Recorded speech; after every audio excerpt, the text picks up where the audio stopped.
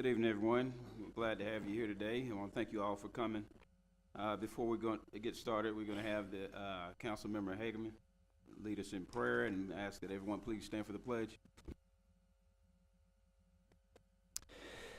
Dear Heavenly Father, I just thank you for this day.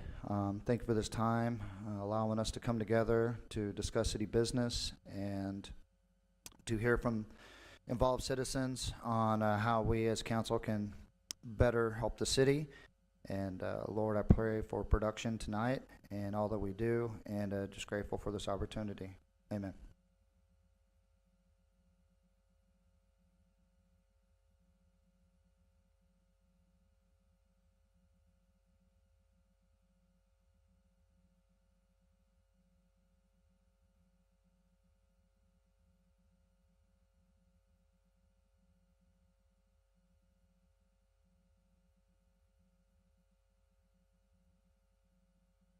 All right, again, thank everyone for coming.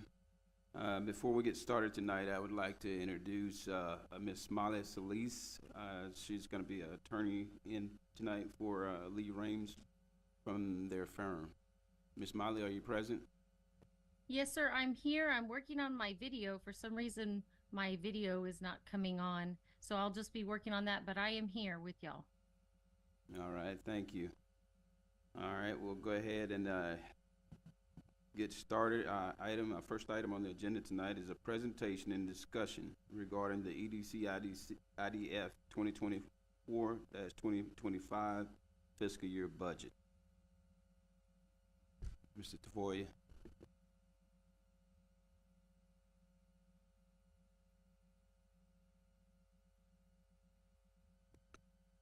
Thank you, Mayor.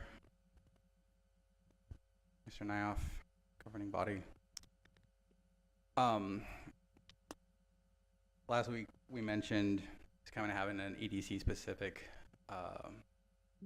agenda item, kind of focusing and honing in on that. And so one of the things we wanted to do is kind of back up and just give a quick primer to the public, since it seems to be in the public interest, to make sure they understand a little bit of how organizationally this works, to be able to speak coherently, and intelligently about the budget item.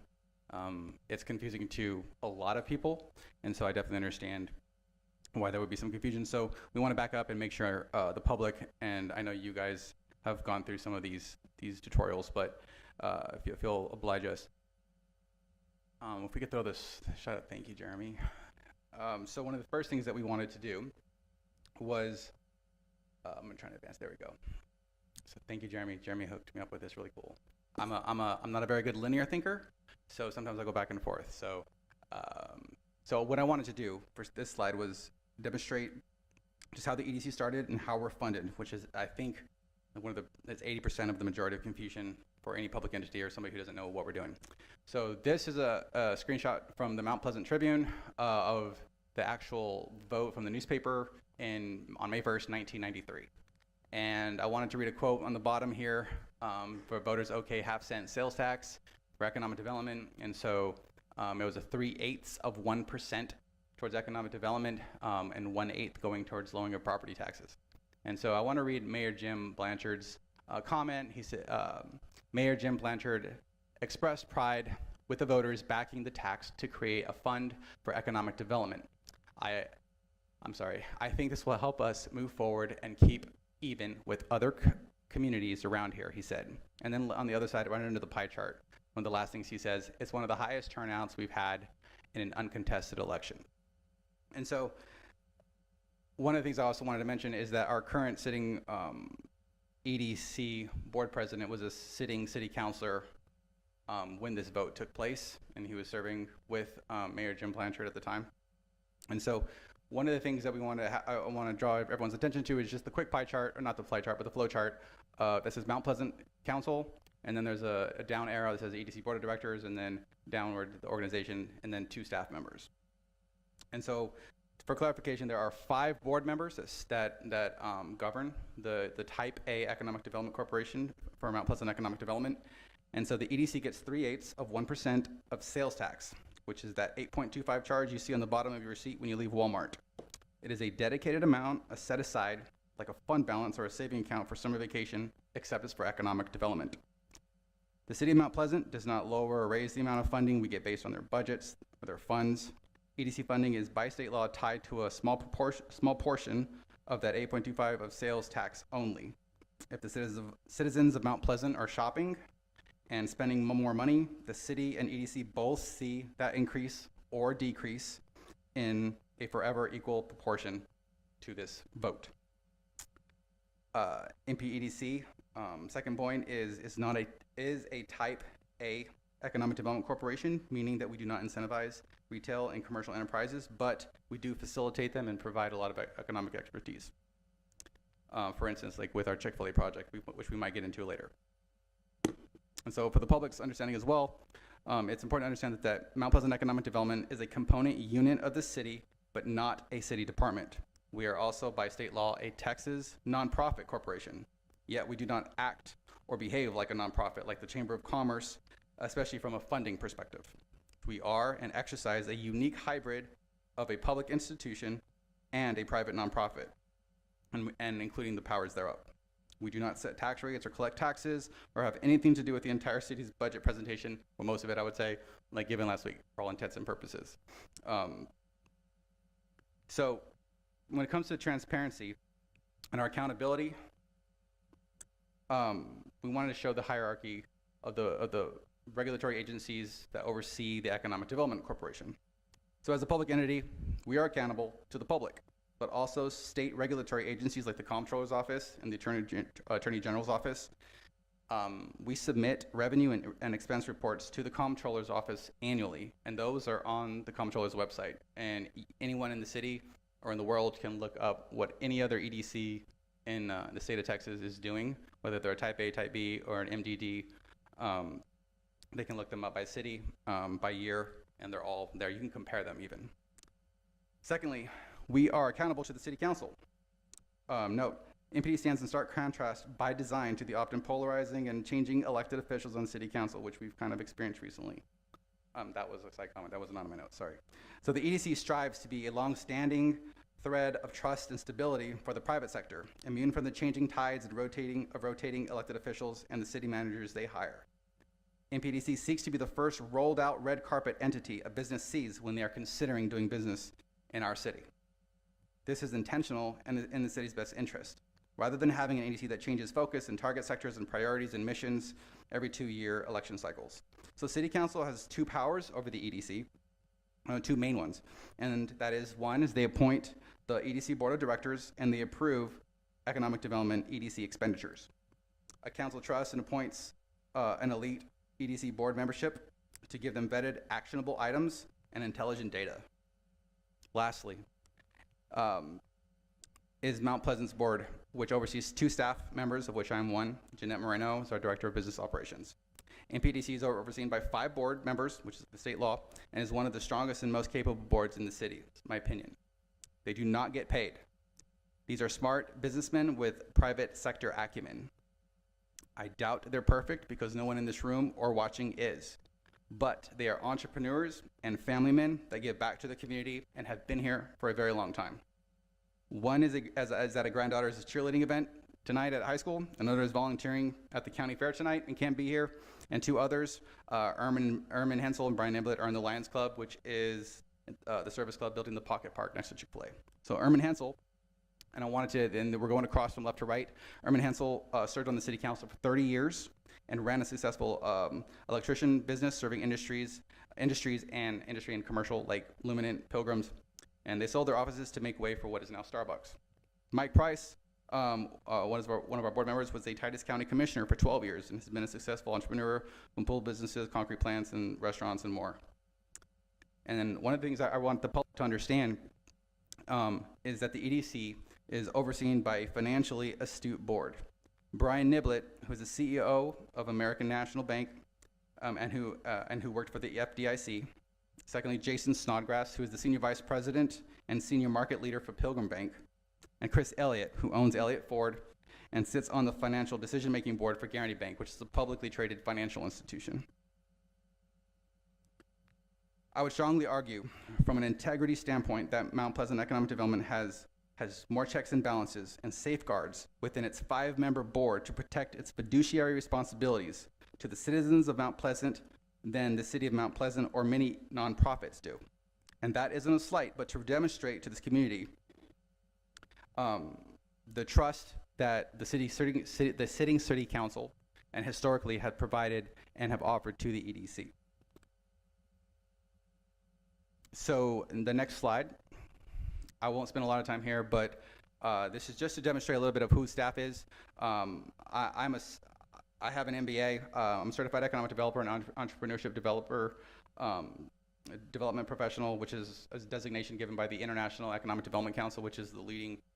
It's the organization that oversees internationally all economic development enterprises and sets the standards and has books and training classes and maintains the designation. So I also represent Titus County as a board member for the Northeast Texas Regional Mobile Authority, and I was appointed by Judge Lee. I live in the city. I own a house in Mount Pleasant, and all 4 of my children attend our schools. I've lived in Mount Pleasant for 6 years, and I love this community. So secondly, our Director of Business Operations, Jeanette Moreno, has a bachelor's in Business Administration from Sam Houston. She's bilingual, fluent in both English and Spanish, which serves our 55% Hispanic population. Is a Texas notary and a certified business retention and expansion coordinator. She is also a Chamber of Commerce ambassador. So the mission for Mount Pleasant Economic Development. And this ties in, Mayor, as we lead into like the budget and why we spend the way we do and how we do what we do. And I hope it provides a good basis for those discussions. So the mission for the Economic Development Corporation is to diversify and strengthen the tax base by promoting and supporting economic development in the city of Mount Pleasant and Titus County, if needed, through initiatives designed to increase jobs and private investment primarily in the manufacturing sector through real property development, workforce education, and infrastructure extension. And so any credible organization that trains, whether it be an educational university institution or economic development organization globally or nationally, EDI, Oklahoma's Economic Development Institute, the IEDC, BREI, DCI, or the Texas Economic Development Council. Well, that's what I meant to say. I also sit on I'm a board member for Texas Economic Development Council. I represent Mount Pleasant. It's a 1,000 member organization. It's the largest state organization for economic development in the country, and Mount Pleasant is represented on that board. I'm serving currently my 2nd consecutive term. But I wanted to say and make sure that the public understands that we go after these 3-legged stools. And so they're all economic development organizations acknowledge the established umbrella that I'm about to talk to you about, these 3. The recruitment of new industry, the nurturing of existing industry by retention and by expansion, and then new business creation, which is also called entrepreneurship or small business. And so the Mount Pleasant Economic Development Corporation, our job is, when we talk about bringing in businesses, sometimes we'll see online, and I think every city councilor has had this, where's Hobby Lobby? Where's Target? Where's Costco? And where are these specific restaurants? There becomes an immediate complication when you start going after those communities or those businesses because, and it's always the pie chart, but consider a piece of pie or a whole pie, an apple pie. All of our businesses represent those pies. All our Herschels, our Nardellos, our mom and pops, our franchises, our McDonald's, Sonic, Chick-fil-A. If we continue to add people to that, everybody just gets smaller and smaller slices. Economic development's job is to grow the primary base jobs, which have multiplier effects, which are established by the U.S. Bureau of Statistics and the U.S. Bureau of Commerce by industry. If you bring in, like for instance, an Intel plant, that has like a multiplier effect of about 8 to 10 new jobs. So you get 8 to 10 service sector jobs, people working, new baggers at the grocery store, a new restaurant employee. You have multiplier effects. So there's a reason why economic development goes after these specific types of jobs. Our job is to grow the pie, and then to allow through free market those businesses to come in and not to impact dramatically the existing businesses that are already here.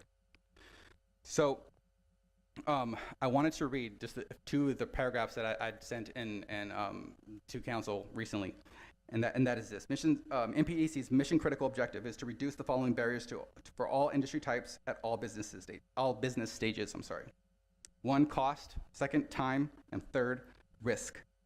Almost all effort and expenditures in which MPEC engages is tied directly, if not near adjacent indirectly, to this mission. MPDC engages at various levels with all 3 levels defined economic development efforts to varying degrees. 1, attraction and recruitment of new industry, retention and expansion of existing, and small business entrepreneurship. also called gardening, supporting ecosystem building. The acronym CAR is helpful to remember this for the public. C, creation, A, attraction, R, retention. So while as a Type A Texas nonprofit economic development corporation, MPEDC cannot provide direct financial assistance to non-primary job-creating businesses, it considers itself knowledgeable to provide technical assistance and advice at all business stage levels, and often does. Economic development is a long game with a unique lead generation format and an extended sales cycle.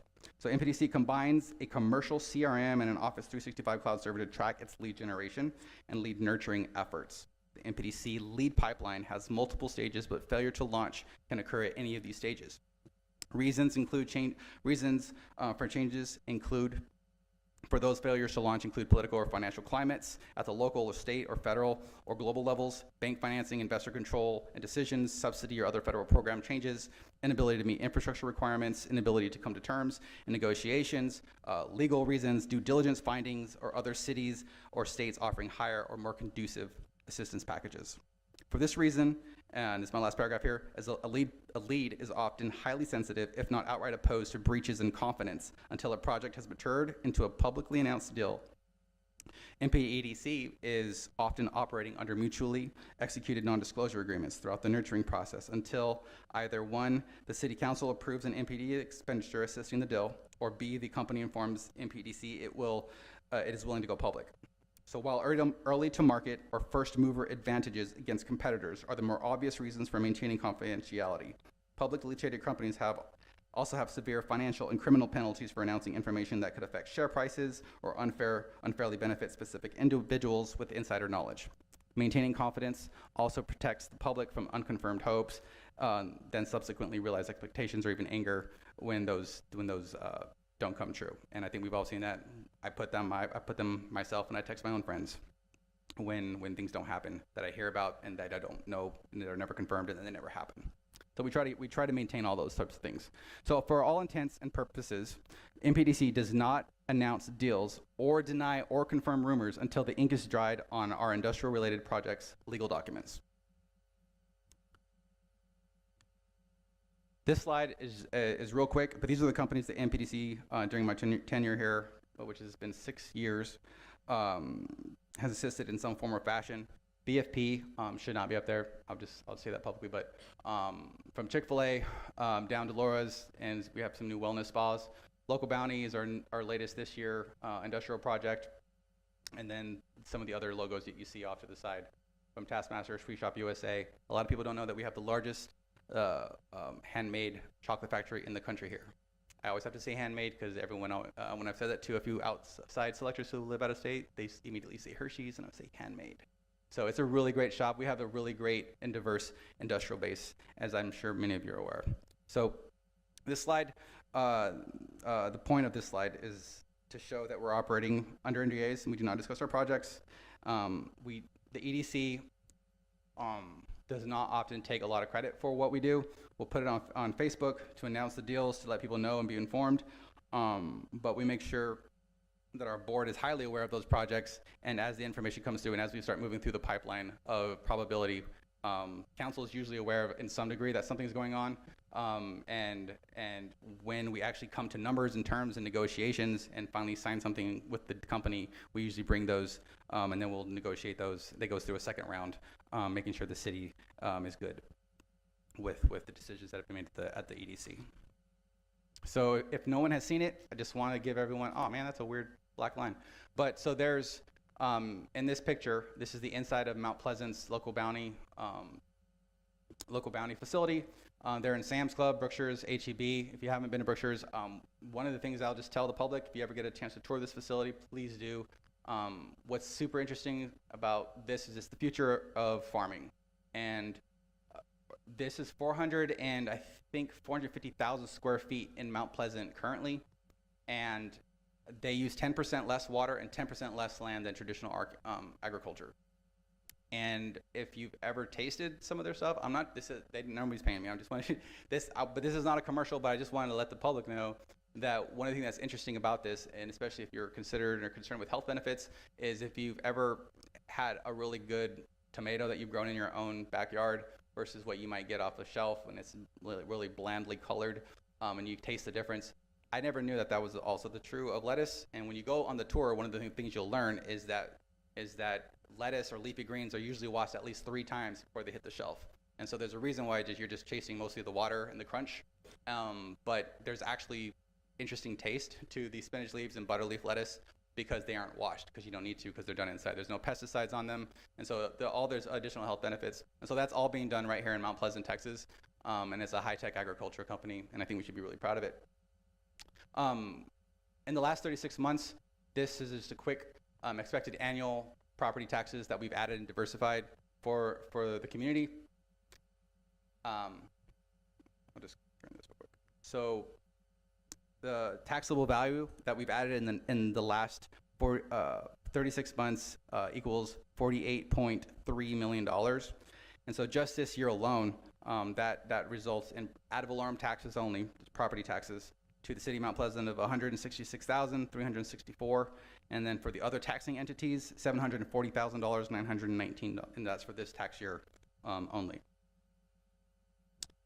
So one thing I want to reiterate and point out is that most city departments can usually save the money by the city money by reducing the expenditures, getting a grant, or simply cutting services to the city.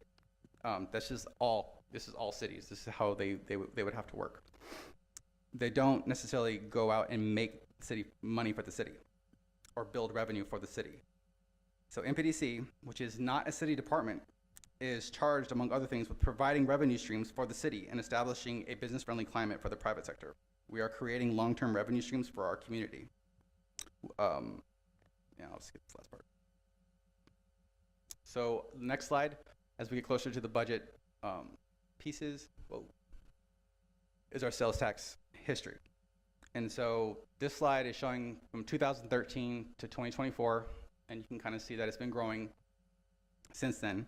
So even during COVID, shutting down businesses in 2020 and historic inflation, we've seen successful building of our, what we call our own fund, our savings account, our emergency closing fund.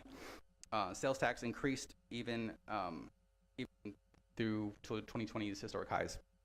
So a city operates on its revenues. City manager talked a lot about this last year. I think there was about 40 million in revenues that he accounted for the upcoming fiscal year. Those have to do with water. The city as an entity can make revenue through water sales, sewer charges, solid waste collections, which I think the utility revenues was like 18.8 million. But and it has to do with property taxes. They also get sales tax, and there's other revenue streams that they have. But the EDC specifically and only is tied to sales tax. And we get 3/8% of that 8.25% you see on the bottom of a receipt. And so I wanted to make sure that the public understood these pieces.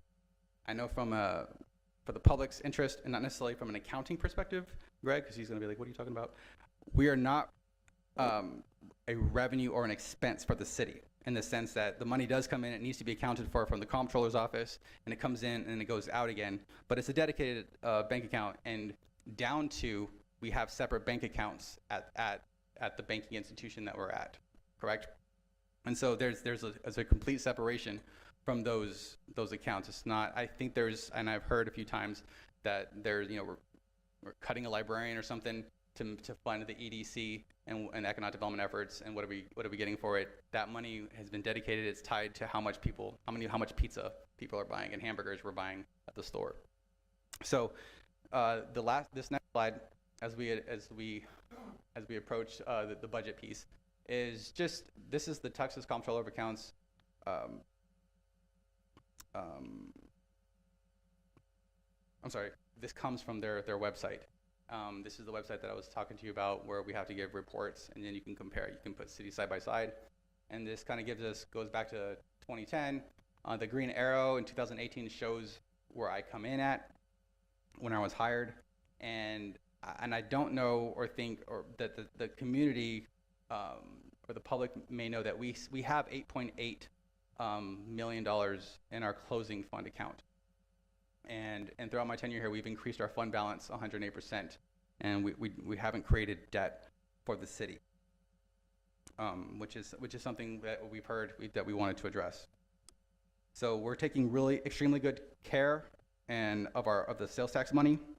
We have a healthy closing and emergency fund of $8 million using 0 outside dollars, no CARES Act funds, it's strictly sales tax and interest. We are not in debt and never add to the city's debt. MPDC has been debt-free since September 2021, and which is a decision the EDC decided to make, and it saved us about $105,000 over 3 or 4 years in interest payments, which we think is a good fiduciary responsibility to the community. In fact, if and when we create debt, we do it independently of the city and do not affect its debt ratios or its ranking with Moody's and that sort of thing. Public should know that we are serving them and even helping our partner, the city of Mount Pleasant, and the city is aware of some of those projects that we're working on.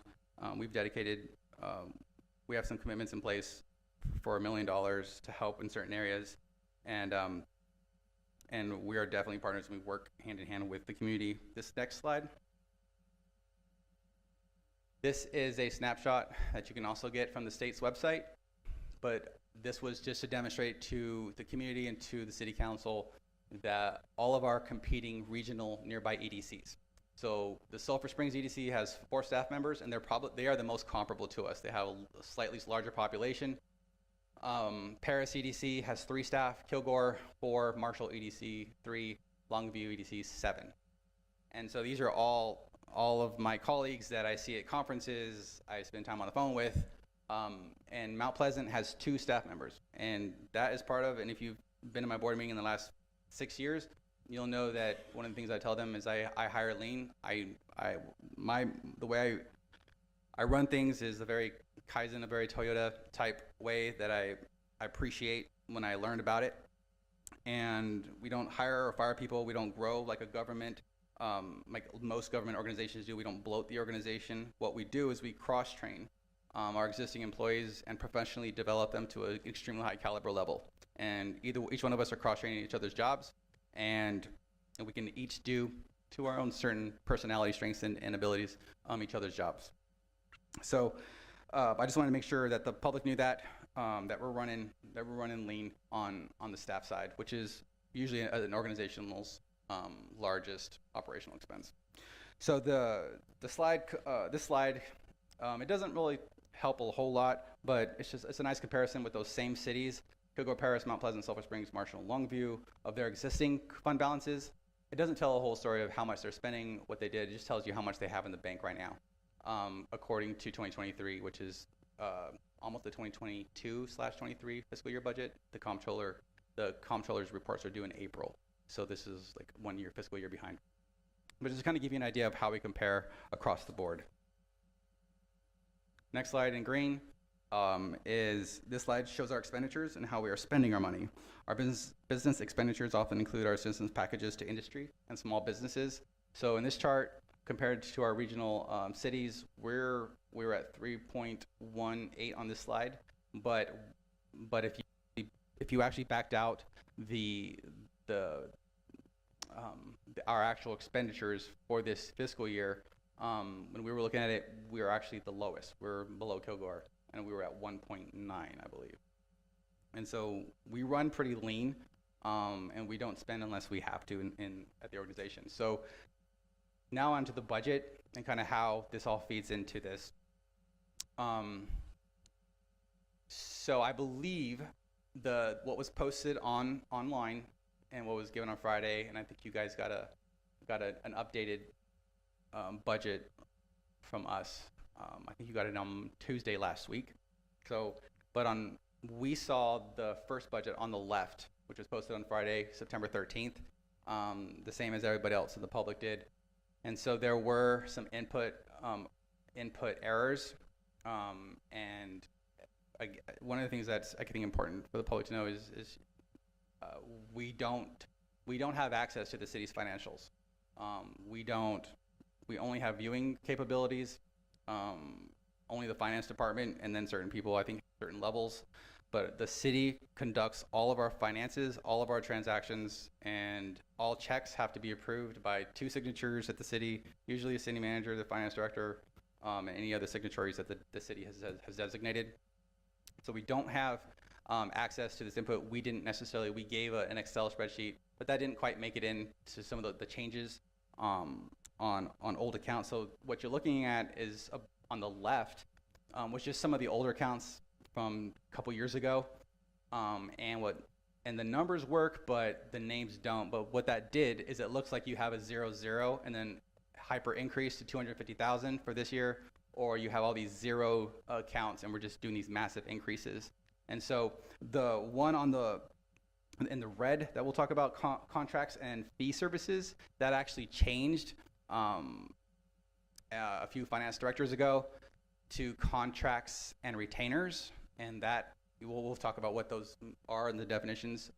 Mr. Nyhoff had sent me a list of some of those things to kind of explain a little bit further, and we'll do that in the next session or two.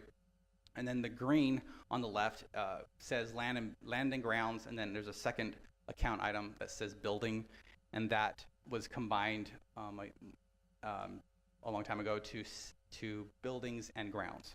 And then capital outlay, which was at 250 last year, is turned into a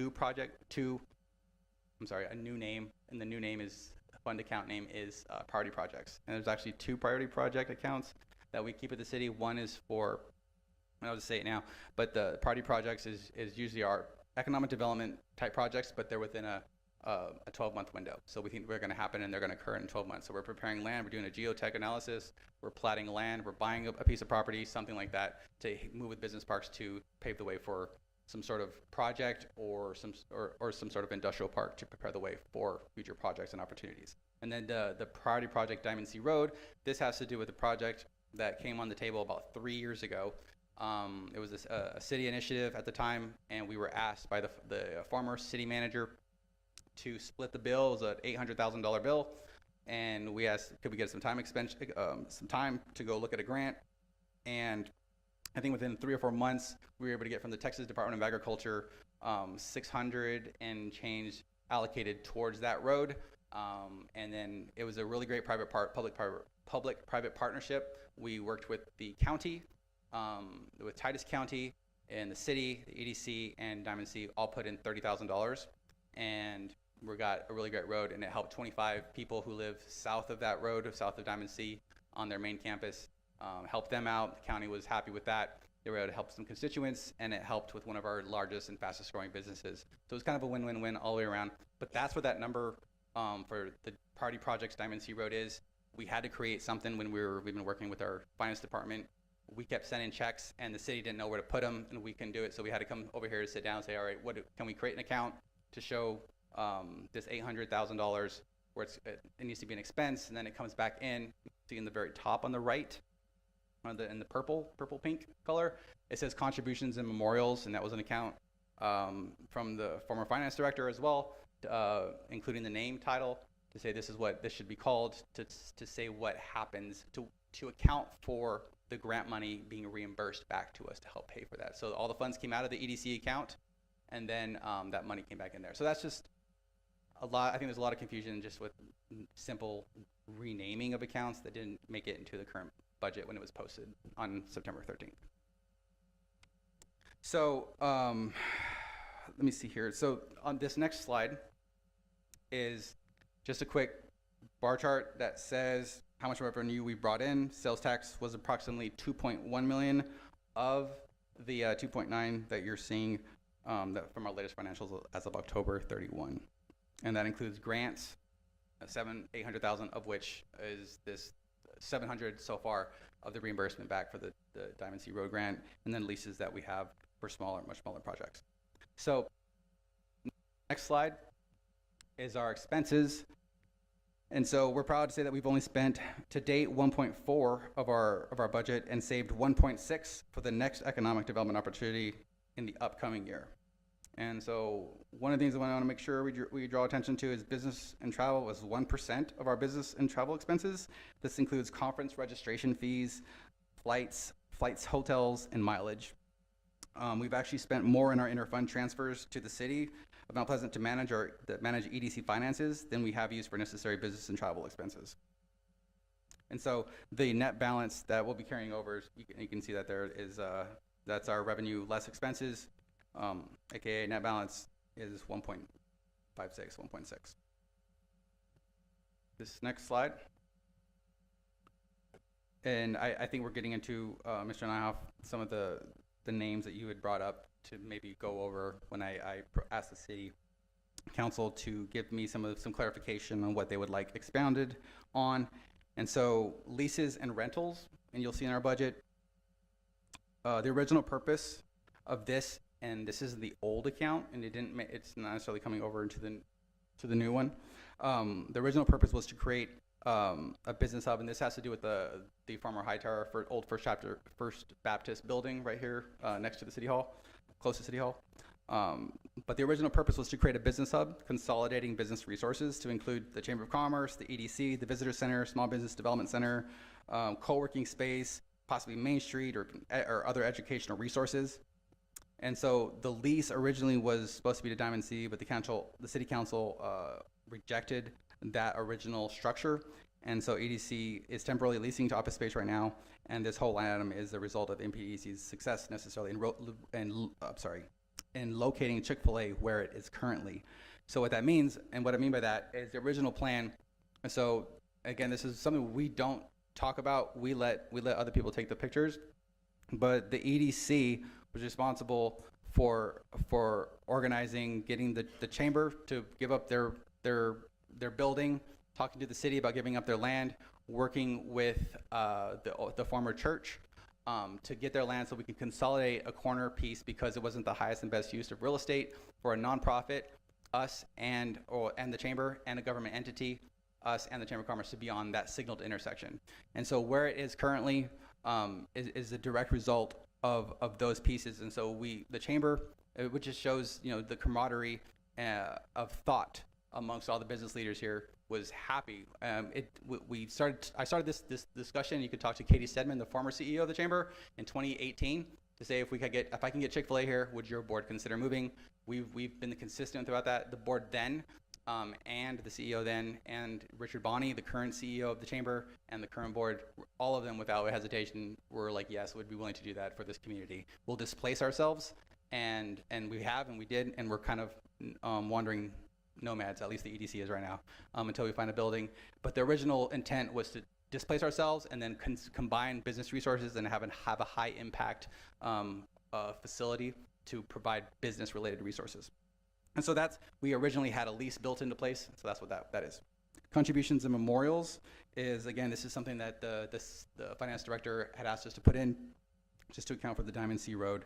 And MPDC saved the EDC. We're going to split that $400,000 each way, and I think we did a good job making sure all around it was a good partnership. So we'll go into the expense accounts. So looking at marketing expense, this is an internal and external marketing, and it includes site visits for lead generation, critical reports, such as retail trade areas and housing reports, community relationship building, asbestos and facade programs, budgeted at $60,000, not to exceed 10%. And by law, a marketing expense is not allowed to exceed 10% of annual revenue. And so, as presented, we're only at 8%. So we're well under budget for that marketing expense. And so one of the, we'll talk more about that. Business and travel.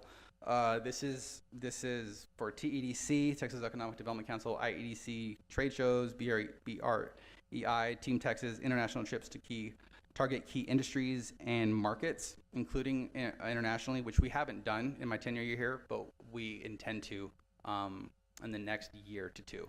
I could go into more detail about what that means from a foreign direct investment and FDI standpoint, but that is something we'll be working on.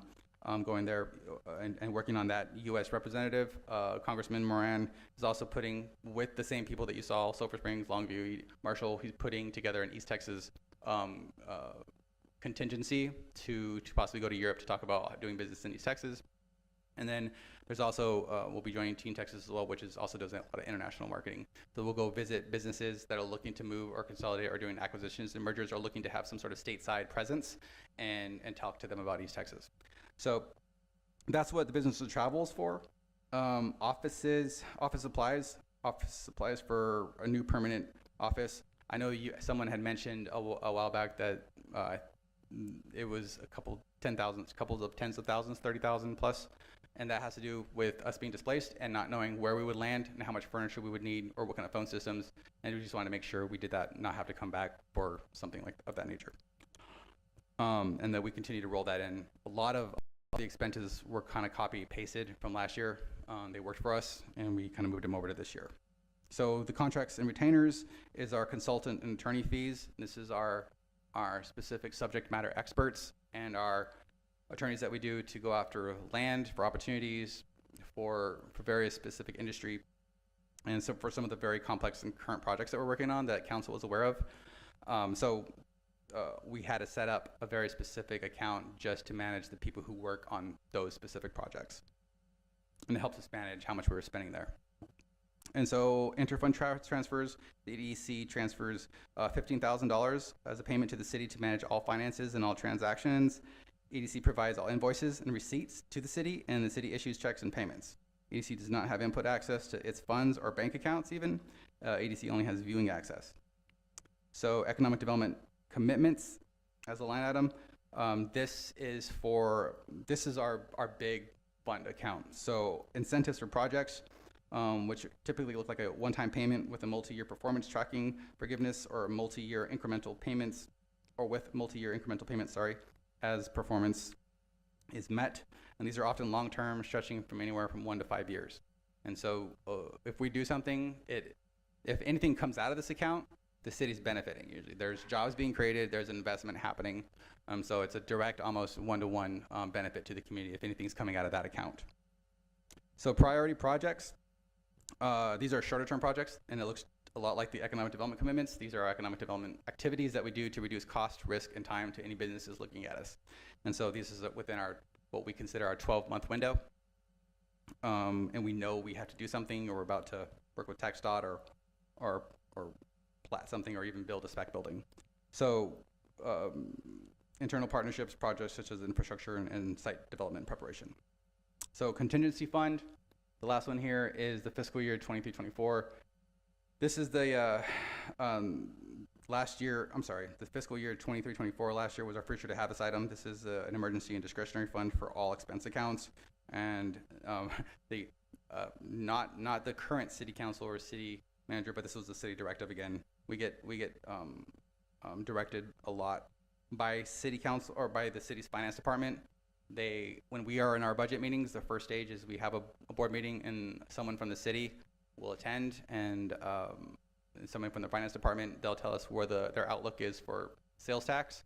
This year, we reduced our sales tax by 20%, 17-20%, and I think that means about $400,000, and it's set at $2 million because that's what the city director told us to do, and so we obliged.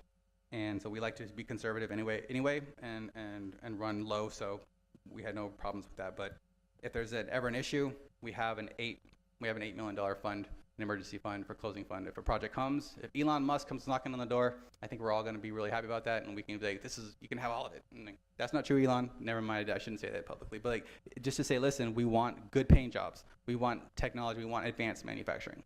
We want these types of things, and that's what that fund's for. So, and then I think salaries was one that was also a question that someone had brought up, and so our board chair is here to answer any questions on that. But the last slide I just wanted to talk about, and then we can come back to this, was to the public. This is a comment I say at every State of the Economy address that we give. When we hold it at Regional 8 every year, and that's that the EDC we are public servants. I serve you, community, and if you have any questions, our doors are always open. Please come in and talk to us. That's what it looks like, and sometimes we have M&Ms, and so you're welcome to come sit down. We'll get you a water, get you some M&Ms, and we can talk about anything about what we're doing to serve this community. All right, thank you, Mr. Tafoya. We appreciate that presentation. I believe, would you like to come up? I'm sure the council will have questions for you.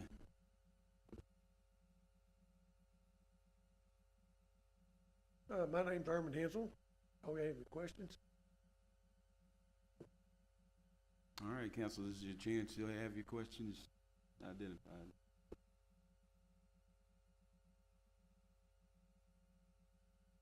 So, Ermin, since you have been around for a long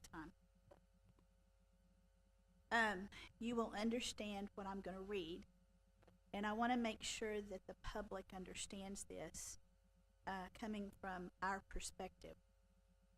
So, being that 3 of us have been on this board of the City Council for 4 months now versus you at years, so we are learning our responsibilities of what we are to watch. And one of the things that we were told that we are supposed to watch or monitor is the board, which you represent the board. So we ask for the bylaws or the articles of incorporation. And Nathan, there he is, he went over this. And so when I received it, the first one that I received is dated 1979. With Traylor Russell, Lon Bates. They were the IDC. That was the IF, which was the Industrial Foundation. That's before we had the EDC. So it became IF, then IDC, and now EDC. So some of these men, 2 or 3 of them, have passed away from 1979, and then it was amended in 1994.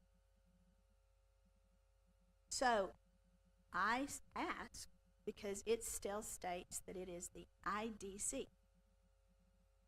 Some of that, Kerry Wooten could answer some of that because he was involved in some of that, and we were changing the name from the IF to IDC, then we went to EDC. So as I was reading this, because I was wanting to hopefully find out what my responsibility and our responsibility is, and it also was updated in 94,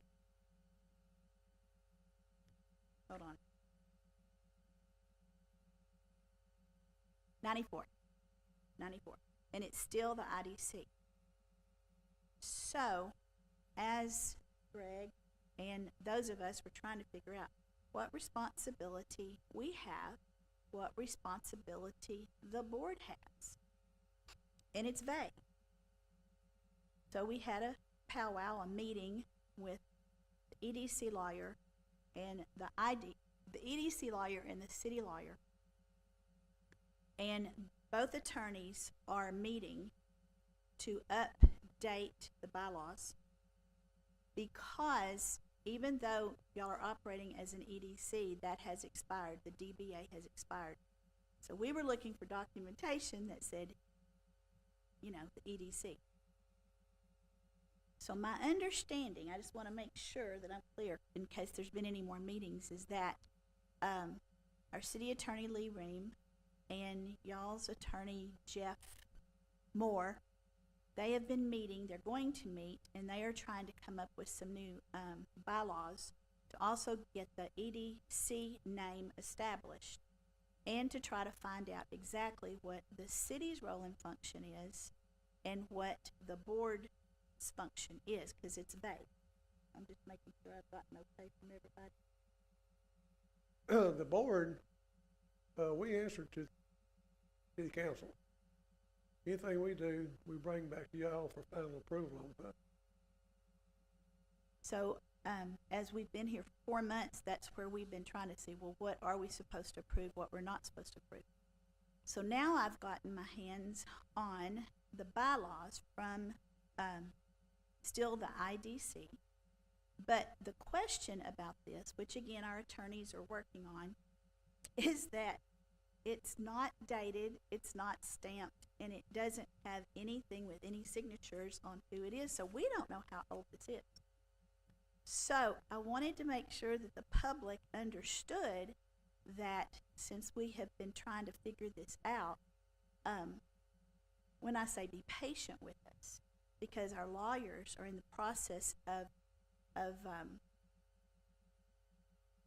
clarifying whose role and whose responsibility is what. So Nathan had made a couple of comments in regard to financials, and that is something that the financials are not spelled out in any of these documents. Mr. Henson, I'll need you to press that button. We can't hear you. Anything the EDC does comes back to the city council for final approval on things. So what we do is, we as a board go look over everything, and we make these decisions and stuff, but on the money and stuff like this, we still come back to the council for approval and everything. So, Please do. So, you know, one of the things I was saying historically is making sure that I think there's been a long-standing history of trust with who you guys put over the EDC, because it's a very unique entity, right? And so having 3 strong financially background members is one of those. And so I think historically, I think that, just to provide context, I think that's what some of that comes from. And I think a year and a half ago, January 2023, we started looking at our own bylaws, and we're like, we need to get this done, because the same thing, I wasn't born in 1979, and I was in 6th grade in 94. So, but the 94 amendment was to make up for the 93 election. And I think they had to change some things, change names, but we recognize that there's some changes to need to be made. I think we're all coming to some really great pieces. I think the council might want to have a list of what they think needs to go in as far as processes go, from what Greg's expressed some of his concerns, what you're saying right now, and then how we communicate, what we're responsible for on projects and things like that. So yeah, one of the things that we've mentioned today was how it's gone historically and what we're doing operating within this environment that we all kind of inherited. So I just say going forward, I look forward to seeing what is going to be put in place so that we will have more of clarity of what our role is supposed to be. And so another example, and I'm done after I say this, is that like with these budgets that you're giving us, you know, who at the board level, because I read the bylaws for, I want to say the treasurer or someone at the board level, is that right? That the treasurer or something, and this is your bylaws, that y'all sign off on things before it comes to the city, or you look at things. we as a board go through that before it comes back to the city council. And treasurer, I think, is Brian Niblett.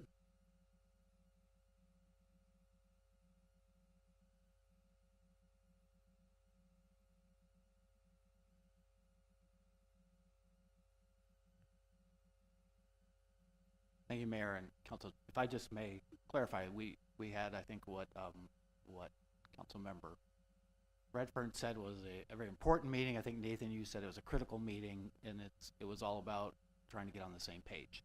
So just so what the attorneys are working on is 2 items. One is the Articles of Incorporation, which is where it names it different than the EDC, and the intent there is to clarify this and have it approved as an EDC. And those are the Articles of Incorporation, talk about boards and so forth, members on the boards. And then, as you said, the bylaws, and I think that's where the key to our positive growing partnership is really going to occur, that we both can clarify that. And honestly, when you were meeting with us and you said we worked on it in 23, it became a very natural step for both of us to just take that next step and let's get these done so that there is that clarity, because it hasn't been here. And so I did want to just, 2 things that you indicated as you were educating the community, I wanted to just be clear. You said council's roles were 2, and one was appoint the board and one was approve the budget, but a third one is actually project approval as well. So these projects come in, for instance, Diamond C, you are required, or council is required to approve those as well. So it's actually those 3 And then just on the finance side, you made mention that maybe the city manager approved all these. I don't approve any of yours. We're just like your bookkeeper. We're not approving any of your expenditures whatsoever on a staff level. We simply just keep your books. So I don't look at your expenditures. Those are your expenditures as the EDC.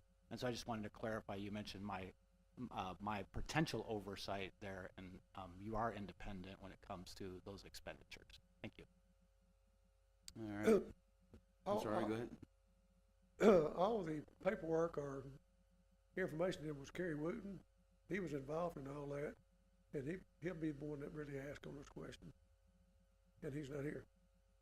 All right, Ms., I'm sorry to interrupt you there. Ms. Salas, I wanted to get your insight, please.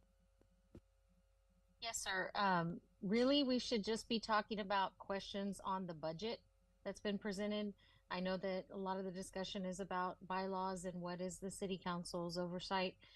It's based on the current bylaws, and the current bylaws require you to approve the budget as part of your budget. If you have questions related to the budget presented, that's what this item is for. A discussion of the bylaws and changes to those needs to be a future agenda item. But right now, the council needs to get back to the questions that they might have on any line items in the budget. Thank you, I appreciate that. All right, did you have any questions? Anyone else have any questions on that? Go ahead. So we met last week. Thank y'all. I guess number one, Nathan and Erman for presenting and being here tonight. I asked, well, we kind of stopped last week's meeting just based on the premise of, the standard city budget review where we're not, giving raises to people that are at the director level. I know we discussed that in y'all's session, and so I just wanted to kind of, how did y'all come about that and justification around that, just understanding the environment we're in right now. The board made those decisions before before we really come out on the budget. But we based on the number of people we got in our office was Nathan and Jeanette, and surrounding towns, the number of people they've got. So they doing an excellent job, and we couldn't do it without them. So we didn't do a percentage raise. We just did a dollar raise for each one of them. Second question I had on the budget was just curious. I see a data processing maintenance for roughly $5,000. Looks like we went a little bit over. What does that typically entail? Nathan may have a better answer on that one. Data processing is we're using Synergy, kind of similar to like a DataMax or IT. Outside, we have a monthly program we have with them, and it was mid-year when we signed the contract. Thanks. That was it. I think I'm good for now.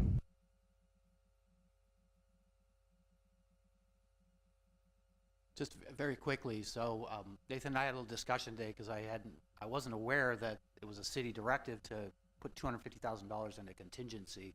Certainly wasn't something that I was aware of. So certainly that's something that, again, this is the EDC budget, and typically you put your numbers in, what you want. And so as far as I know, there should be no directive from the city or city council that I'm aware of that would have you put $250,000 in a contingency. So that's just food for thought. That's nothing, that if you want to remove it, certainly you could do that. But at this point in time, it would not be my directive. That's a decision that you all make when you decide whether you feel like you need a contingency or not. That amount there on the contingency was $150,000, I think it was, to $250,000. But at this time, we'll probably just leave it for this year because the budget's already together. But the money's there. It don't mean we're going to be spending it or nothing. So that's what it's for. All right. We have any further questions there on this item? All righty. Well, with that being said, we'll go ahead and close item 1. No. You public. My apologies. This is this is just a presentation and discussion. If you want, you have something on the item.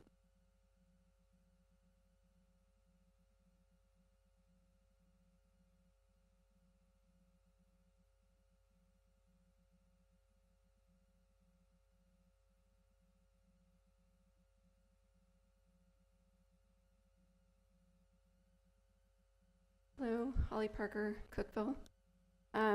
So I recently filed 2 records requests pertaining to information on the EDC.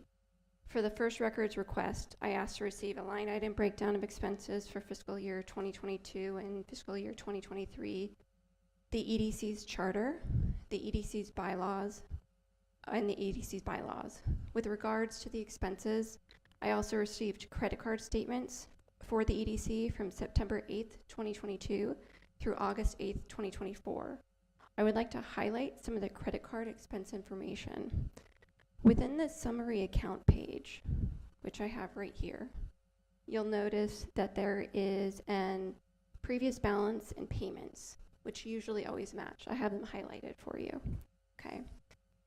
Total credit card payments during this 2-year period equaled $66,232.96. You will see that I've highlighted expenses within this statement. The expenses highlighted in yellow pertain to purchases made in Mount Pleasant or transactions that I found interesting. Transactions highlighted in green were purchases made outside of Titus County and were, in my assumption, connected with the business meeting of a potential client. For the yellow highlighted transactions, I want to give a couple of examples as to what I found interesting. September 20th, 2022, CVS Pharmacy, Mount Pleasant, $500. September 20th, 2022, CVS Pharmacy, Mount Pleasant, $200. October 27th, 2022, Sonic, Mount Pleasant, $2.48. November 27th, 2022, TJ Maxx, $10.81. December 18th, 2022, Dollar Tree, Mount Pleasant, $15.70. February 13th, 2023, Walmart, Mount Pleasant, $3.98. February 17th, 2023, Joe's Coffee, $5. February 22nd, 2023, Buc-ee's, $17.63.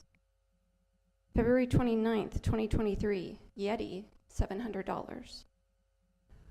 May 11th, 2023, Mills Flower Shop, $92.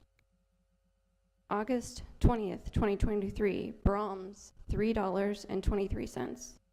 August 28th, 2023, Diamond Teas, $184.01.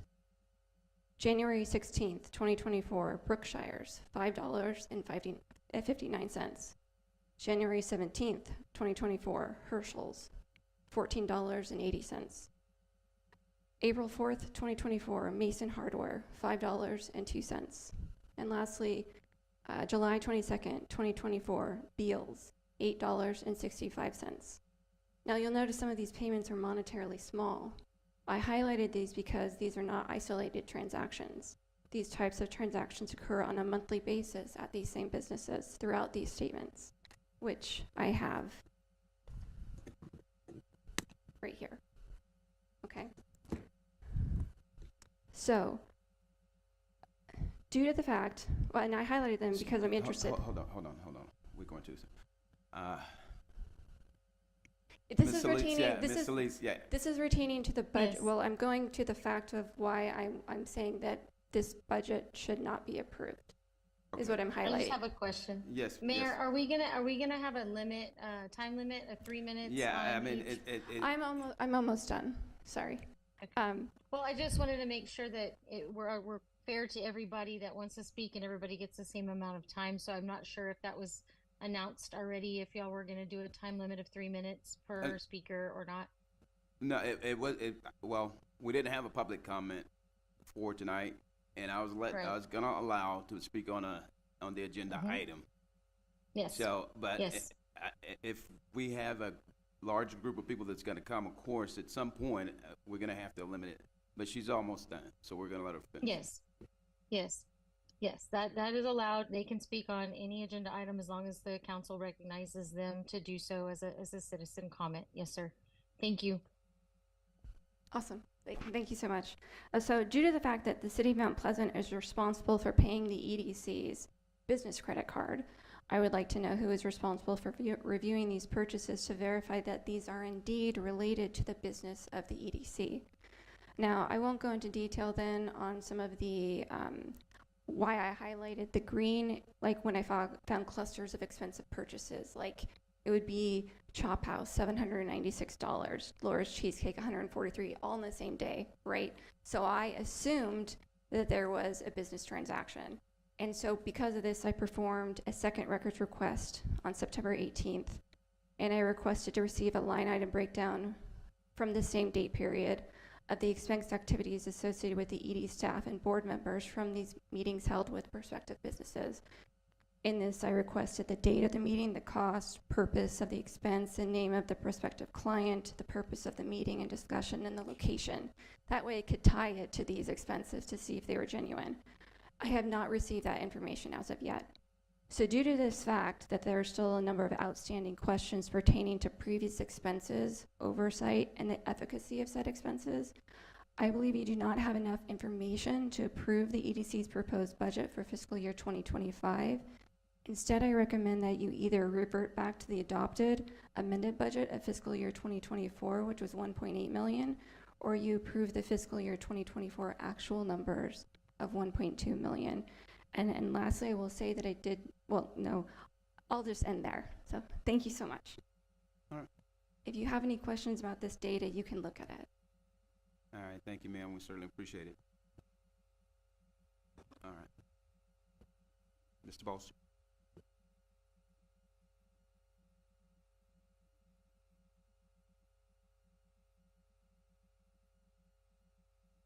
Good evening, Mayor, Council, City Manager. I appreciate your time. I will be brief. My name is Steve Bolster. Address is 1497 County Road 3240, Mount Pleasant, 903-305-5408. Today actually marks my 10-year anniversary here in Mount Pleasant. I care about this community. I'm before you because I believe that we need to look at this from a different perspective. I'm going to suggest a different perspective. I believe that the EDC needs a major restructuring, oversight, and performance metrics evaluated. In my observations, it has not met any of the city's growth goals for years and has put the city and the county in a very precarious position. Tonight, you do need to vote on a budget. I understand that, and you need to vote on something. And if you must, I urge you to vote on the actual FY 2024 numbers with the requirement that any future expenditures be presented and approved by the City Council until the full investigation and restructuring has been completed. As you have heard, there are other concerned citizens beside myself submitting FOIA requests. I have one that is dated September 13th, which a response, I believe, is due by the 27th. I will read the salient points to you. I've requested related to this are copies of bank statements and corresponding documentation with approvals and performance agreements. Additionally, if amendments were used to modify, update, or change any agreements, the associated documents, including City Council approval, should be included.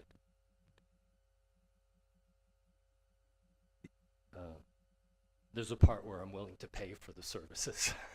That's not really important, but I was. But regarding performance, I wanted to receive from that same time period all net new industry additions to the city of Mount Pleasant and Titus County.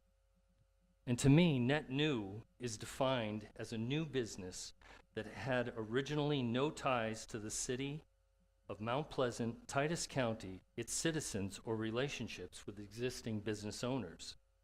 As an example, we have Next Level Pet Foods, They would not qualify as a new industry due to the founder originating from Titus County. That's the same with Huey Coffee. He had originated from here. And I do agree that retail is not considered as a performance metric. I'd like to make a note, though, of a special appreciation to all those industries that were mentioned and all the businessmen and women in our community. I do not in any way wish to take away from their contributions to grow our community with jobs and financial support to our community. This is focused on growing our community, which is what the EDC is using our tax money to do. Last week's city council meeting was very eye-opening, and I'd like to share briefly as possible my concerns. There was an issue of the bond servicing and how much debt the city is burdened with. We are going to have more bond rating issues in the future. There was also a concern that we may have a drop in our water sales to the county and the revenue loss that will impact the city's finances. But there was no discussion on what the EDC will do to contribute to make up that shortfall. There is a simple reason. They cannot be relied upon to grow the economic base here. And for the past 6 years, they have had virtually no success in building it. It's all been existing business growing organically. The fact is that I have contracted, and I believe the FOIA inquiry will show that, the projected sales tax collections, they have been off. I have a document that said there was going to be 3.4 million into their coffers. It was 1.7 million, if I have the numbers correct. And so, in an amended budget for fiscal year 2024, it was projected that we would have 2 million, and it turned out to be just under 1.8. So we were off by 33%. We're having declines here. And then we're projecting that we're going to have a 17% increase. Heading into an election year with a current recession, I don't think that's going to happen.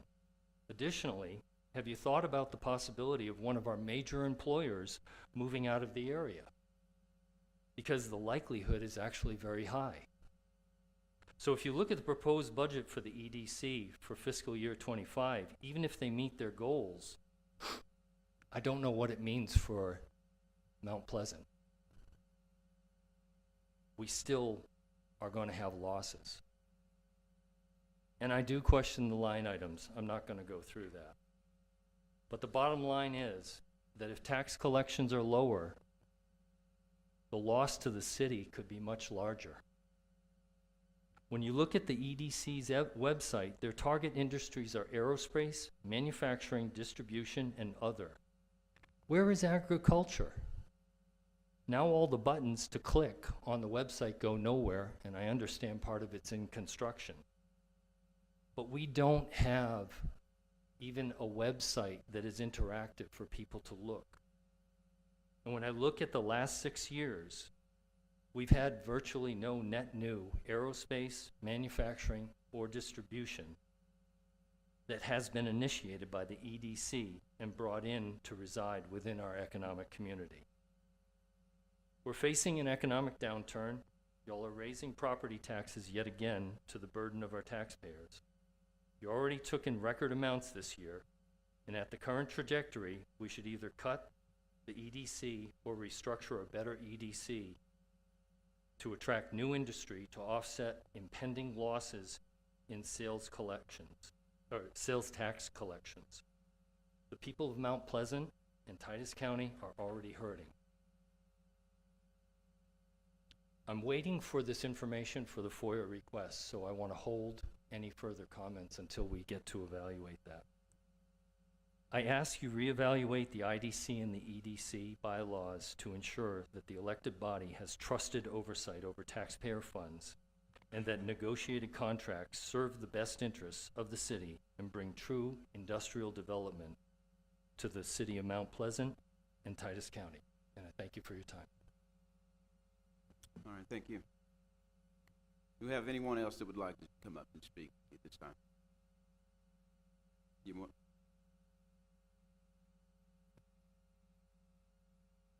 I won't take long. Our attorney has instructed us. We'd be happy to set up another meeting, public, online, another city council meeting, and to address those specific items, Mr. Steve and Ms. Holly. Anytime, any place. We stand by every purchase we've made. Receipts, copies of those are scanned in with every single credit card statement we turn into the city. We often handwrite who was at those meetings on those receipts. And I don't know, so whether or not that was getting gas or right before we go to a hotel, me to mine, or because how do you say this? Like, however, like if I'm stopping at, I think Buc-ee's was brought up. If there's a gallon of water or something and some Pringles or whatever for a 4-day stay at a hotel, that's something like that might be, or it might be gas. Like, there's going to be receipts, there's going to be handwritten notes on those things. I stand by every single purchase we've made with our credit card.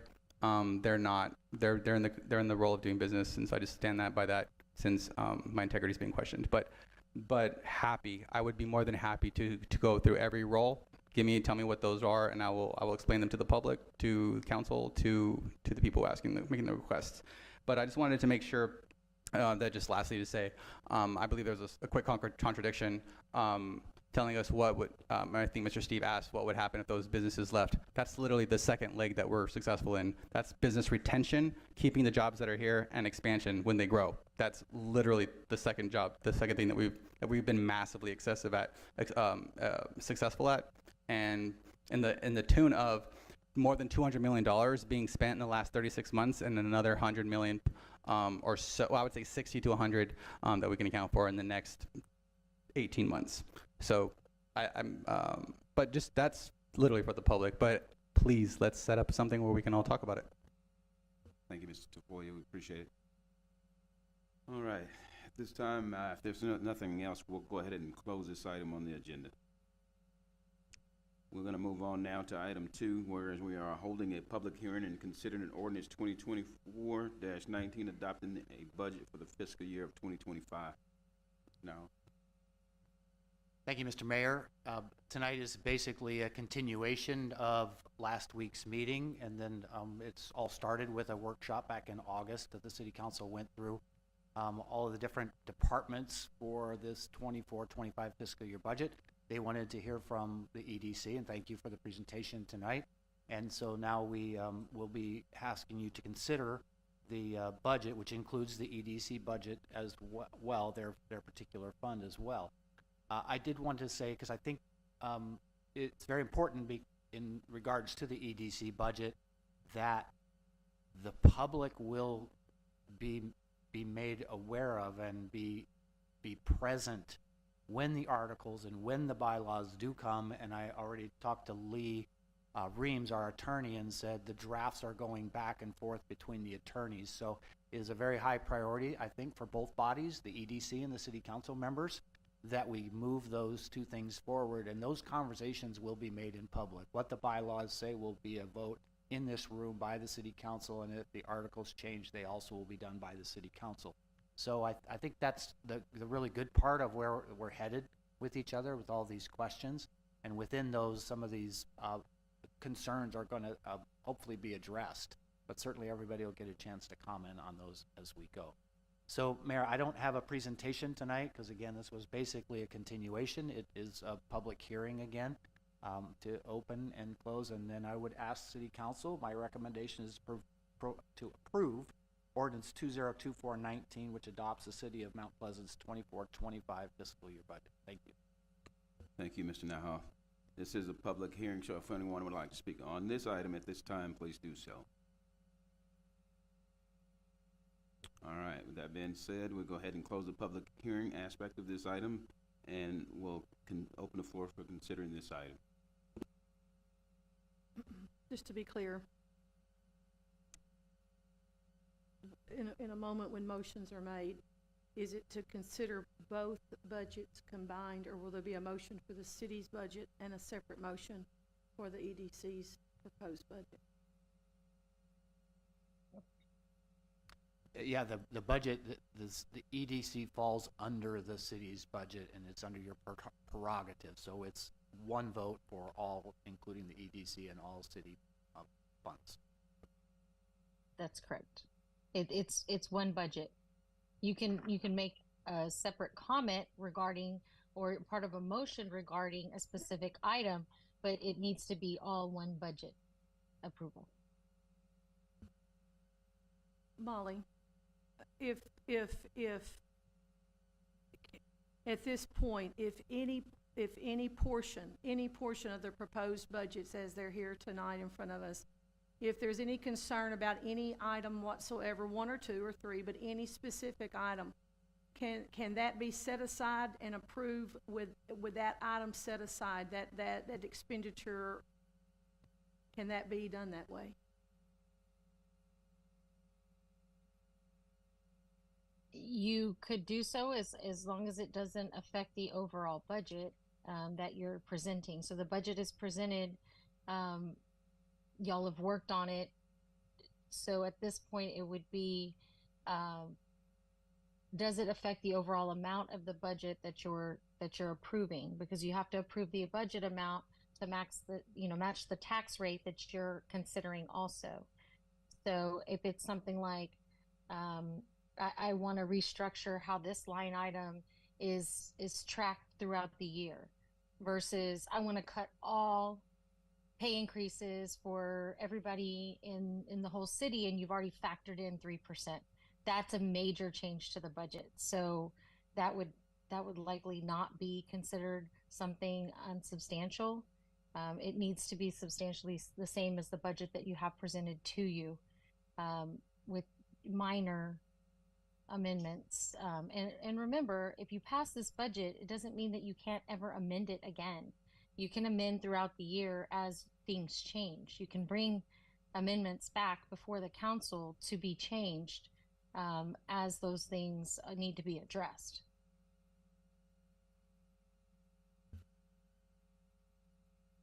Did that help at all to answer the question?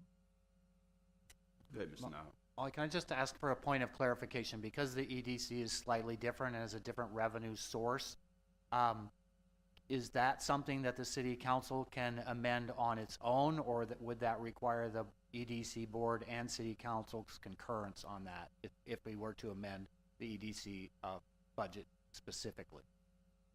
If you were to make a change to the budget that's already been approved by the EDC and included in your budget tonight, that portion of the city's budget that affects the EDC would go back to their board for them to ratify whatever change you've made. And if they do not, then they have to work it out. You have to work it out. But you can approve the budget. Again, they are a separate governing body, and so they'd be required to ratify any changes that you've made to the budget you've approved for them if it's different than the one presented to you from them. Just as they would have to present something back to you if they made a huge change or a significant change to their budget, they have to submit the amendment back to you. But I thought the purpose of the overall budget had to do with the ad valorem tax rate that we'll be setting, and the EDC's budget has nothing to do with that ad valorem tax rate because all of their funding comes from a portion of sales tax collected in the city of Mount Pleasant. So I don't see how, if it were to be that anything was addressed in their budget, I don't see how that would affect us setting the tax rate tonight. If you're not approving the city's budget because it has things in the EDC budget that you do not want to approve, if you fail to approve the budget, you cannot pass a tax rate tonight. So they are automatically included in our budget, even though the ad valorem taxation will not affect, if their budget just disappeared, it still doesn't affect the city's budget as far as ad valorem taxation is concerned. Right, the ad valorem tax rate that you're passing is a separate item. What you're passing tonight is your budget that allows you to then consider your tax rate. So I understand what you're saying, but it is a part of your budget for purposes of this ordinance tonight. And that is the overall structure of the way that the city has it structured as part of your budget. It's a department of your city budget, so to speak. So just like if you didn't like public works, you can't just carve them out past the rest of the budget and ignore public works. It's all one budget. I find that interesting when the earlier presentation was specific to say that they're part of the city, but they're not really, they're not. So I can see where the confusion comes, because they are, but in a sense, they're independent because their funding is totally, we have nothing to do with the money that comes into them. We only have anything to do with the money that goes out. Correct. The city approved them. The city approved the sales tax to go to the voters. The voters approved the sales tax. The city is an oversight governing body for that money that's being given to the EDC, just like the city's the oversight of the ad valorem taxes that you're receiving from the citizens that fund the city. So that is why it is important that you approve their budget. They cannot function without your approval of their budget, because that is the way the oversight is set up of the EDC structure. So that it's intertwined with your budget, for better or worse, at this point. Did you have a comment, Mr.? Only thing the EDC gets is the 3/8 cents sales tax.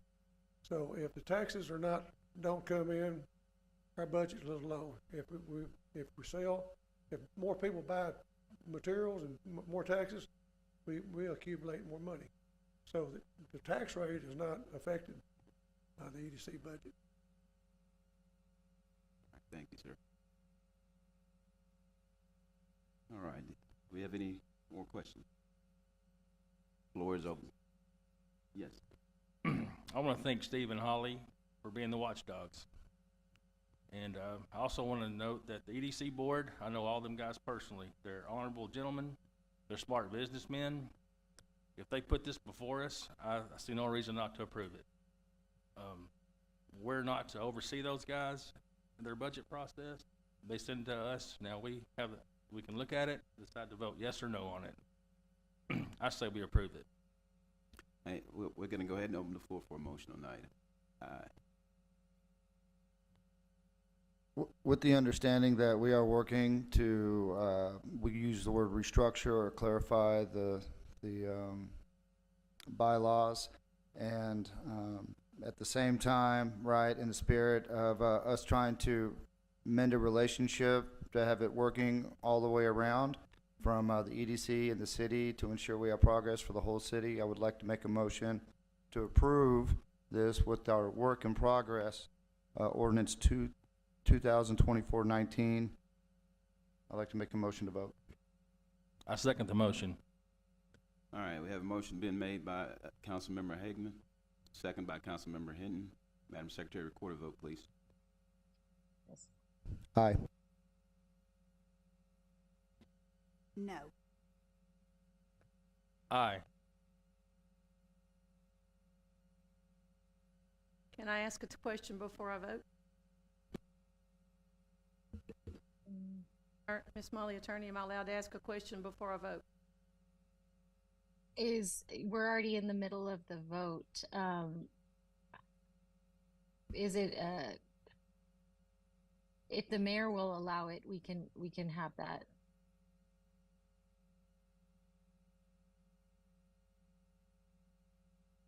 Okay. All right, Molly, you can answer this. If I vote no, what happens? Because there's 4 of us here tonight. What would happen? The mayor would break the tie. I vote nay. Wow. Well, this is a first. This is a first.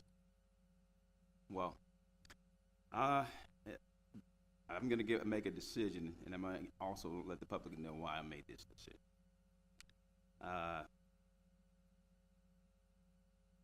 Again, like it was stated earlier, the council put these board members there to do a job, to make a decision. And we do that in strong belief that they're going to do the right thing. And if, from my understanding is, this was a unanimous vote by the board. Now, typically, I mean, I don't like well, I won't even get into that. I'll just say this. The council had put the trust into the board, and because of that reason, my vote will be yes, for the simple fact that we put them in that position to make that decision.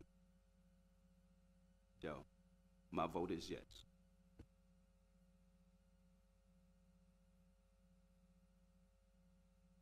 Also, I will say this, as council has said, any adjustments that need to be made, the floor is always open for amendments. That's what they're there for, that's what we're using for. If anything down the line need to be restructured, redone, we'll take it up, we'll take that matter up then. But as of tonight, we have to get a budget approved. And again, we did that in confidence with the people that we put on that board. I'll ask the lawyer. So, in my thinking of what I wanted to do was to vote yes, but to come back and amend it for us to have a visit after the bylaws and after everything was done between both sets of attorneys in 3 to 6 months.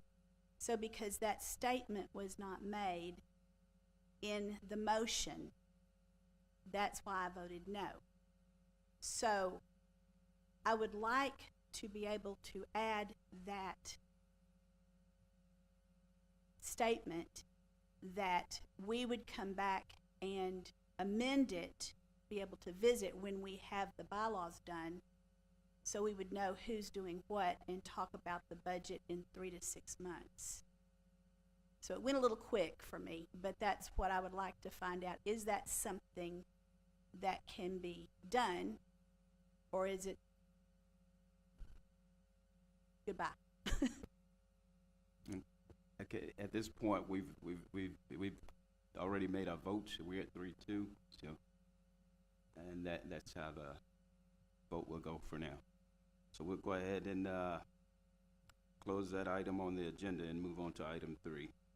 Item 3 is to hold a public hearing and consider ordinance 2024-20 levying and ad valorem taxes for the tax year 2024, fiscal year 2025.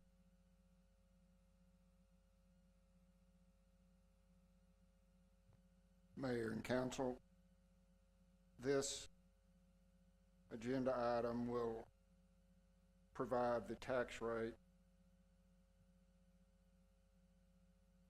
Yes, the ad valorem tax.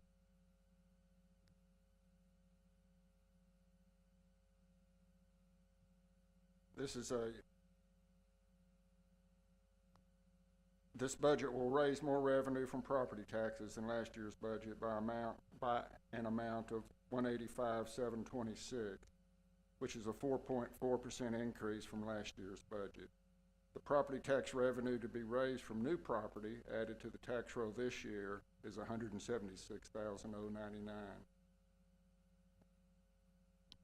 I would recommend approval. I'll be glad to take any questions that you may have. All right, we'll open the floor. This is also a public hearing, and just want to remind everyone, if anyone would like to speak on it at this time, please do so. Council, if we have anything, I'll give you the first opportunity. Mr. Curry? In the financial impact paragraph, it says the last year's budget the increase was $185,726, 4.4%. Property tax revenue to be raised from the new property added to the roll is $176,099. Where's that little difference come from? I was under the impression that we're lowering the tax rate, right, because we're going with a no new revenue rate. But so if there wasn't enough property added, where's that? How's that little deficit being covered? And I don't know if that question makes any sense or not. The whole concept of the no new revenue rate, this is for properties that were taxed in both years. Now, the city has had an annexation during the year, so we're just comparing what was taxed in the year prior to those properties. Even though there's no, we're actually lowering the tax on those properties, the value of those properties has gone up, so that's where you see a small increase there. So some of the appraised values overall were increased. Okay, thank you. That does add clarity for me. Thank you. So if I may just quickly just add to that. So council took a lot of time deliberating several different tax rates, 3%, voter approved, and the no new tax rate. And so if you actually look at the rate itself, it has gone down from the current year, even though, as our interim finance director has said, the revenues are up, new properties coming in, and valuation increases. All right. Do we have any further things, Council? Anyone else on the council? Again, this is a public hearing, so if we have anyone in the public that would like to speak on the item, please do so at this time. All righty, we'll go ahead and close the public hearing side of this agenda item and move on to consider the item. Floor is open for a motion. I make a motion that we consider ordinance 2024-21 ratifying the property tax revenue increase reflected in the 2024-25 fiscal year budget. I second that motion. All right, we have a motion made by Councilmember Sproul, second by Councilmember Hagman. Madam Secretary, record a vote, please. Mayor, if we could get the actual tax rate stated in the In the motion. the total tax rate per $100 valuation, please. Most certainly. Yes, so this proposed budget is based on a tax rate of 0.340414 for $100 of valuation. All right, well.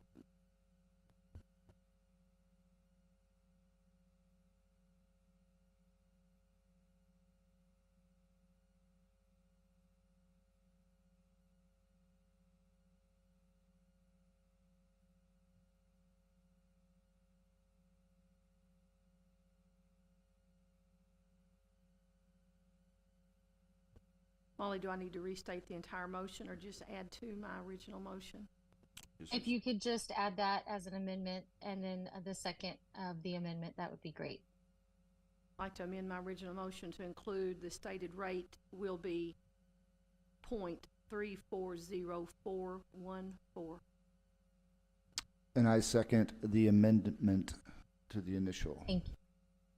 All right. Thank you. Thank you, Molly. We have the motion, amendment, and motion was made by Councilmember Sproul and second by Councilmember Hagman. Madam Secretary, record a vote, please. Aye. Aye. Aye. Aye. Vote is unanimous. We'll now close that item on the agenda. All right, we'll now be moving on to item 4. Item 4 is to consider ordinance 2024-21 ratifying the property tax revenue increase reflected in the 2024-2025 fiscal year budget.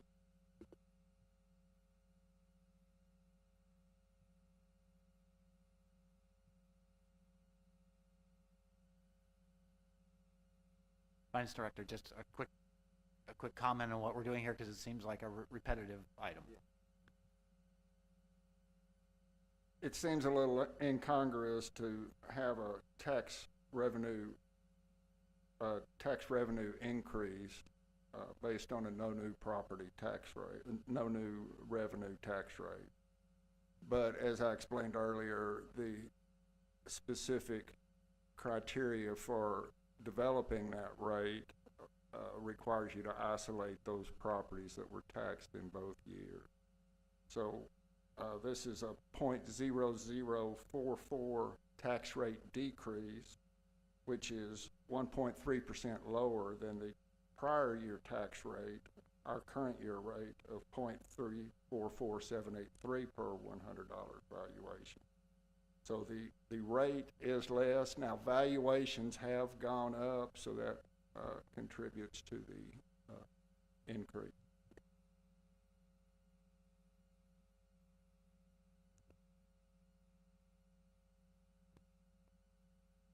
All right, council, do we have any questions?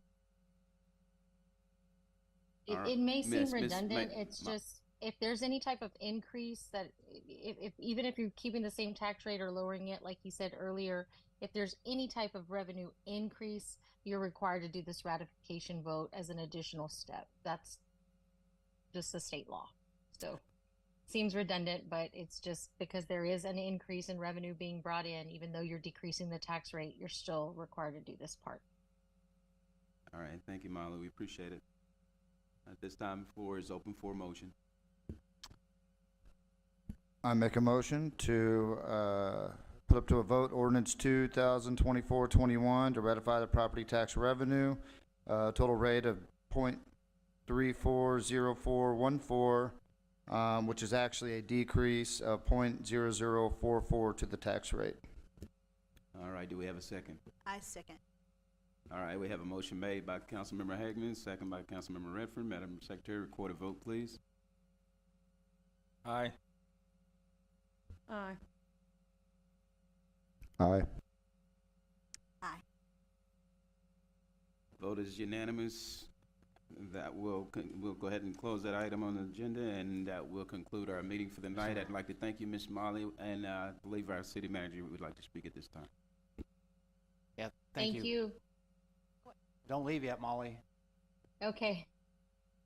So I just, we just wanted to make sure, just Councilmember Sproul and I were just talking, wanted to make sure that, because they're so similar, that what she actually read on the first motion was the 21 and not the 20. And so,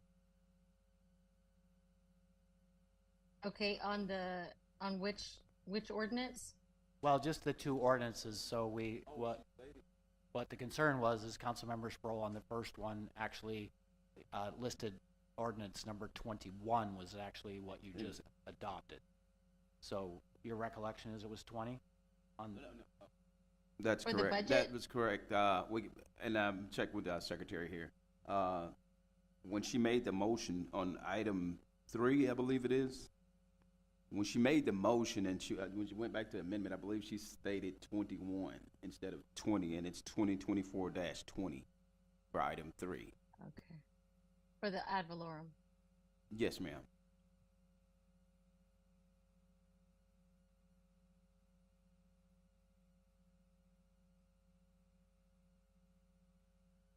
Number 3 is 2024-20. Correct. And she stated 2024-21 when she made the amendment.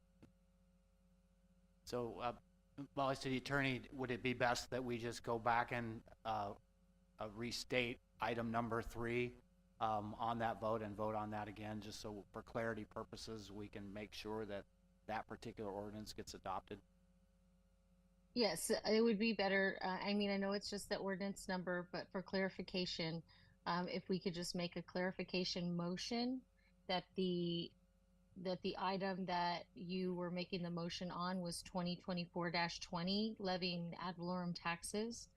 On item 3, I think that would suffice. It's a motion to clarify the action that was taken, and make sure we have the motion and then the second and the vote.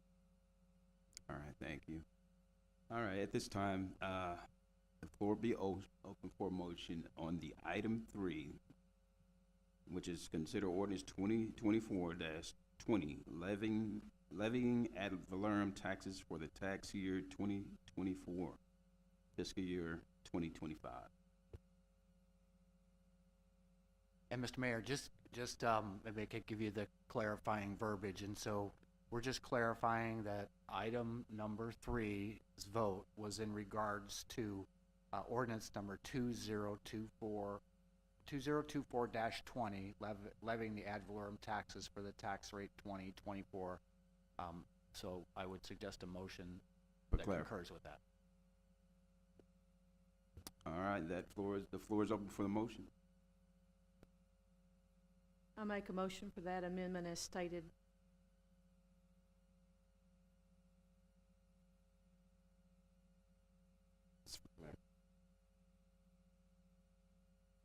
As stated for clarification to the original motion. I'll second that.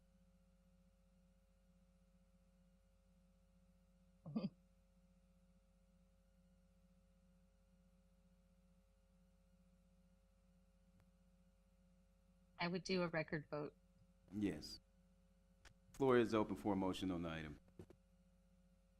Aye. Aye. Aye. Motion, vote is unanimous. We'll go ahead and close the item on the agenda.